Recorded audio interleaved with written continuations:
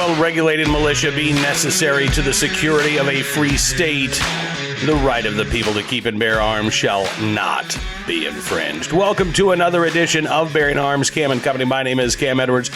So glad you're joining us on the program. We're going to be talking about the House ban on so-called assault weapons. This is a big week for this ban, supposedly. I mean, this is kind of a make-or-break week, actually. You know, the House getting ready to go on recess for the entirety of the month of August. And so they've been putting together these show bills, right? One of which might actually pass in the Senate. The bill codifying interracial marriage and same-sex marriage. I think that's going to get at least 10 Republicans to support it. But they've been trying to put Republicans on defense and also trying to distract from how much everything costs these days, right? They don't want to talk about inflation. Nope. I'm sure we'll be hearing a lot about the declining price at the pump. Not a lot of talk about the economic reasons behind that, which are not great, because the reason why gas prices are going down right now is because of concerns that the economy overall is slowing. But, you know, they'll probably tout, hey, look, it's not costing you as much to fill up your car. But they really don't want to talk about the economy. They really want to talk about social and cultural issues. And as we saw last week, a ban on the most commonly sold rifle in America is among their to-do items. So last week we saw the big markup in the House Judiciary Committee, right? Got a lot of headlines. We were told that the next stop for this gun ban bill was the House Rules Committee, probably this week.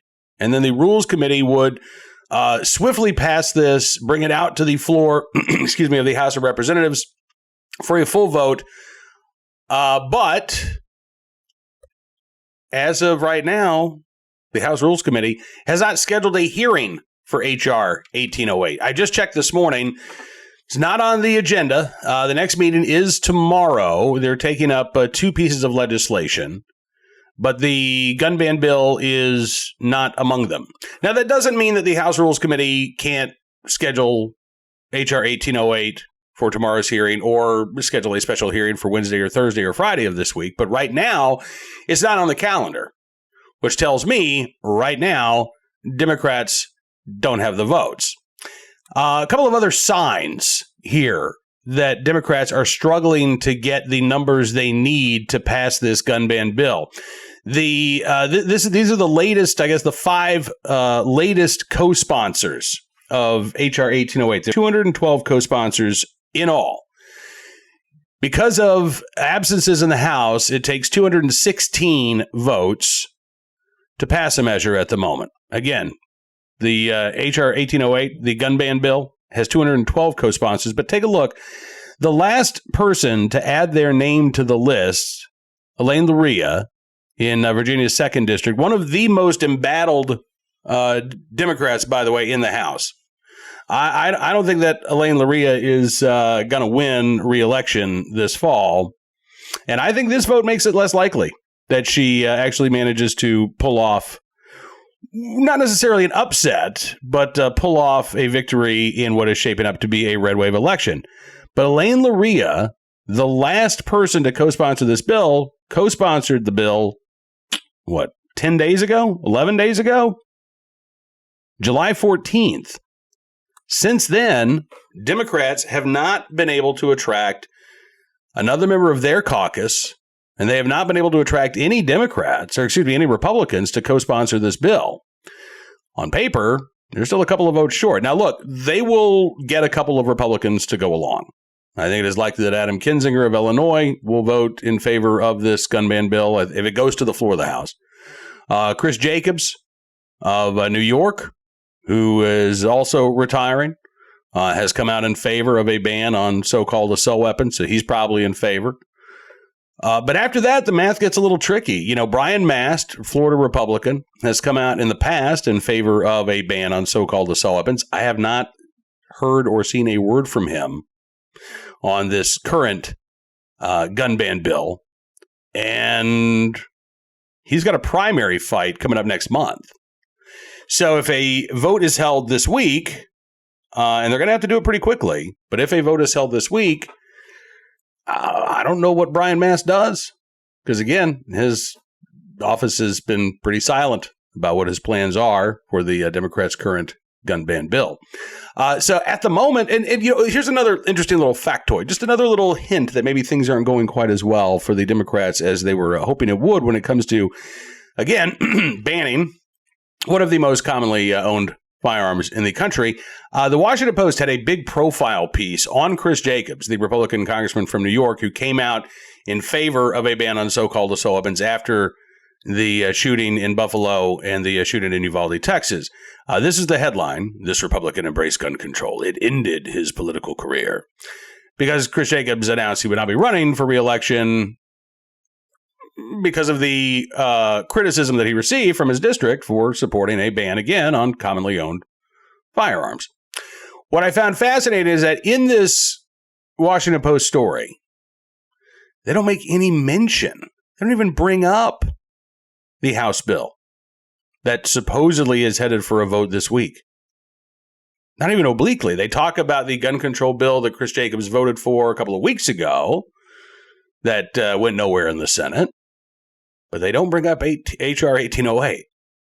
They don't talk about it. Politico's playbook this week, taking a look at the week ahead, had no mention of the gun ban bill popping up in the House Rules Committee. So there are all kinds of signs out there that, and again, I'm not suggesting that this bill is doomed to fail, that the arm twisting is not continuing. Oh, it is. All I'm saying is that as of right now, midday Monday, I don't think the Democrats still have the votes for this gun ban bill. And if they don't have the votes for this gun ban bill, I don't think it's going to get a hearing in the House Rules Committee this week. So pay very close attention to the House Rules Committee calendar. I will be looking at this multiple times a day to see if they're adding H.R. 1808 to the list of bills that they'll be taking up. But the House is set to adjourn. I think the last vote is scheduled for 3 p.m. Friday, and then they're out the entire month of August. So if they're going to get something done, this is the week that they want to get it, onto the floor of the House for a vote. And they don't have a whole lot of time to do it. So, yeah, the arm twisting is continuing. But as of right now, I think it's fair to say that they are still a couple of votes short. And if you are a gun owner represented by one of the Democrats who has not yet signed on as a co-sponsor to H.R. 1808, or any of the Republicans who have not signed on as co-sponsors, I would encourage you to reach out. In fact, heck, even if your Congress critter has endorsed and has decided to co-sponsor H.R. 1808, I would reach out to them and ask them why. Why are you doing this now? This bill was introduced last year. It sat there for over a year. Why just now are you doing this? And oh yeah, by the way, if you really think that the firearms that you're trying to ban are battlefield weapons of war that should only be in the hands of military and the police, why does this bill exempt the 25 million or so AR-style rifles, not to mention the millions more semi-automatic handguns, semi-automatic shotguns that are also covered under this bill? Why does the bill allow the current owners of those firearms to maintain possession of them? Clearly, you don't think that that should happen. So why did your bill not adopt Joe Biden's plan of requiring existing owners to either register their guns under the auspices of the National Firearms Act or hand them over to the government in some sort of quote-unquote buyback? There's so much politics being played with this bill that I don't think the Democrats have a really good answer for this. Because the bill that they're putting out there, first of all, again, I don't think it's certainly not popular enough to get out of the Senate. Remains to be seen whether or not they can even convince enough Democrats to vote for this monstrosity. But it doesn't even do what the gun banners want. We know what the gun control advocates' end game is here, and it's not, well, yes, as long as, the existing owners of those firearms can keep them and no more new guns are sold, we're okay with that. No, they're not. No, they're not. They're down with the, hell yes, we're coming for your AR-15s, right? That's their end goal, is not to exempt the current owners of these firearms, but to ban these firearms completely. Now, there's another problem for the House Democrats who want to do that. It's unconstitutional. Although, listen, the Supreme Court has not officially weighed in on a ban on so-called assault weapons, although that is coming. But we did see a recent ban on modern sporting rifles, not completely thrown out by the federal courts, but enactment of a new local ordinance in the Denver suburb of Superior, Colorado, is on hold after a judge said, I just can't find anything in the historic record that would indicate these types of bans are common or longstanding or a part of the tradition in history of the right to keep and bear arms. So this bill, this is from the Denver Gazette, talking about the judge issuing a temporary restraining order against portions of this ordinance after concluding that the challenged provisions implicated the plaintiff's Second Amendment rights and would therefore require under Bruin that Superior's actions be consistent with the historical tradition of American gun regulation. For the gun ban, the judge said that he was unaware of any history of banning all, quote-unquote, assault weapons within the town, given that the guns registered as of 2022 would no longer be grandfathered in upon their owner's death. He also did not believe that the town could likely ban the possession and sale of illegal weapons, quote-unquote, which includes semi-automatic guns with magazines holding more than 10 rounds. The judge pointed to estimates that the number of AR-15 and AK-47 style guns exceeds the ownership of Ford F-150s, the most popular pickup truck in the United States. The judge wrote, the court concludes, therefore, that the conduct regulated by this provision is covered, at least in part, by the Second Amendment, and therefore that conduct is presumptively protected. Presumptively protected means that it's up to the town of Superior to show that this ban actually comports with the Constitution. I don't think they're going to be able to do that. Now, I don't think House Democrats are even trying, quite honestly. Again, flouting the Supreme Court right now on the left is seen as a badge of honor. It's not seen as delegitimizing an institution or anything that they've been complaining about for the past 2 years. No, they didn't like the Bruin decision. They hate the Dobbs decision. And so now it is fine to broadly ignore the legitimacy of the court and any rulings that come down. To a point.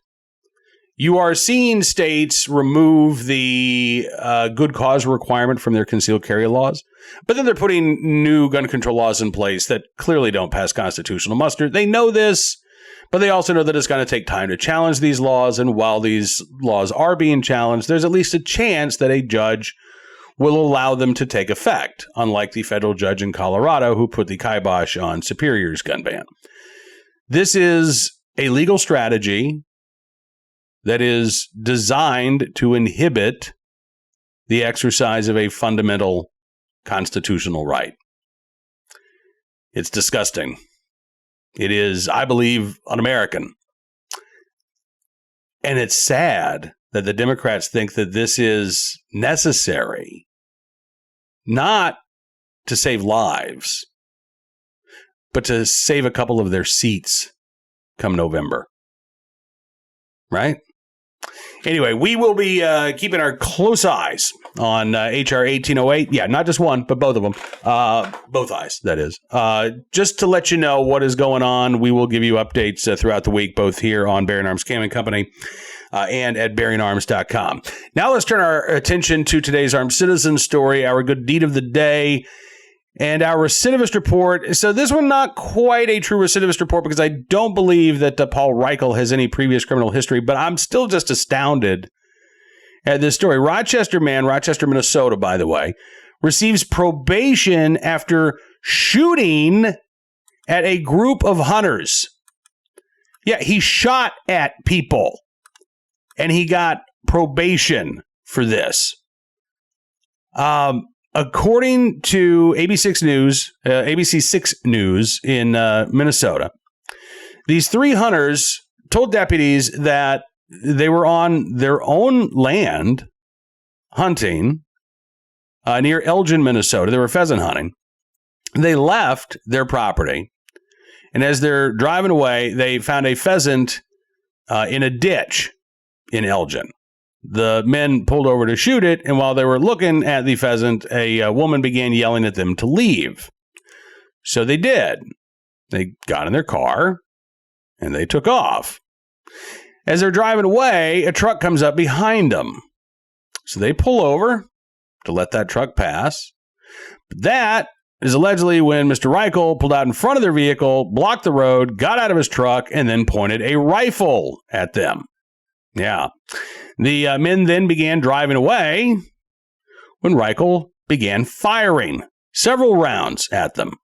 The three men continued to drive away. Reichel then began chasing them, at times reaching nearly 100 miles an hour. The men were eventually able to get away, called authorities. Reichel was arrested. Back in June, he pleaded guilty to 2 counts of harassment, reasonable fear of substantial bodily harm. As part of that plea deal, 4 counts of second-degree assault, 2 counts of dangerous weapons drive-by shooting towards an occupied motor vehicle or building were dismissed. And 64-year-old Paul Reichel sentenced in Olmsted County District Court last week to 3 years probation with 365 days stayed while he was on probation, and he was given credit for the 3 days in jail that he served. Now, listen, I understand first offense, probably won't do anything like this again. I get it. The fact, though, that he shot at people and is walking away with probation, that sticks in my craw. You could maybe make the case, look, this guy was having a bad day. Maybe he just brandished the rifle. He didn't even point the gun at somebody. But once you start taking shots at innocent people, I don't care how old you are. I don't care how previously law-abiding you were. These hunters did not pose a threat to Mr. Reichel. I don't think there was even an allegation that they posed a threat to him or to the woman who stopped and tried to chastise them for shooting a pheasant. But still, he's walking away with nothing more than 3 years probation. Today's armed citizen story from Ohio, where a home invasion, a Pickaway County home invasion, was thwarted by an armed citizen. This was, I guess, over the weekend, just before midnight on Sunday. According to reports from law enforcement, man gained entry into a home there in Pickaway County. 911 caller told dispatchers that the reported intruder had entered through a side door in the home and was, quote, trying to burglarize the home, again, with occupants inside. Local newspaper says they've been unable to confirm the motive or reasoning for the man's presence on the property, but when deputies arrived, they found the man deceased in the lower level of the home while the homeowners were upstairs. The alleged intruder suffered, quote, multiple gunshot wounds, according to the county coroner, who says the man was pronounced dead shortly after midnight by local EMS, that the intruder had no identifiable information on him. So we don't have an identity. At this point, though, it does look like the homeowners were acting in self-defense. We'll give you any updates as they become available. And finally today, our good deed of the day, also an armed citizen story that doesn't always happen, but this time I think it's entirely appropriate. Here's the headline: State trooper hurt after becoming pinned by vehicle. Armed Good Samaritan stops the suspect. Yeah. This was in Indiana, Northwest Indiana. Happened Saturday morning, about 2 a.m., according to authorities, on Interstate 94, when a driver named Brian Smith crashed his car into a fire truck in a nearby Subaru. That then shifted the Subaru, pinning an officer. The crash not only injured the officer and Brian Smith, but also a passenger in Smith's car. After the crash, Brian Smith then got out and tried to run. But that's when a Good Samaritan blocked him with their vehicle. One of the Good Samaritans inside that car was legally armed as well, drew their firearm, ordered Smith to stop. He did. The officer is expected to recover from their injuries. Smith is currently in jail, thanks in part to the armed citizen. And again, once again in Indiana, we see an armed citizen come to the aid of others. I suspect the media has had enough of talking about those types of incidents, so I don't think that this case is going to get any national coverage whatsoever. But we'll be talking about it here on BearingArms.com because that's what we do with Armed Citizen Stories. You get at least one defensive gun use every day. I think it's important that we highlight those stories because the rest of the media tends to downplay or ignore them completely. We want to make sure that you have a full and balanced diet of information about your right to keep and bear arms. So I would encourage you to check out BearingArms.com throughout the day for even more Second Amendment news and information. Of course, you can always join us here on Bearing Arms Cam and Company as well. And you can also become a VIP subscriber to Bearing Arms. Just go to BearingArms.com/subscribe. There you go. Use the promo code GUNRIGHTS and you can get a significant savings on your VIP membership. As our way of saying thanks for showing your support for the independent pro-Second Amendment reporting we do at Bearing Arms. We're going to give you exclusive content, stories, analysis you won't find anywhere else because your support does matter and it really does make a difference. We'll see you tomorrow with another edition of Bearing Arms Cam and Company. Until then, be well, be safe, and be free.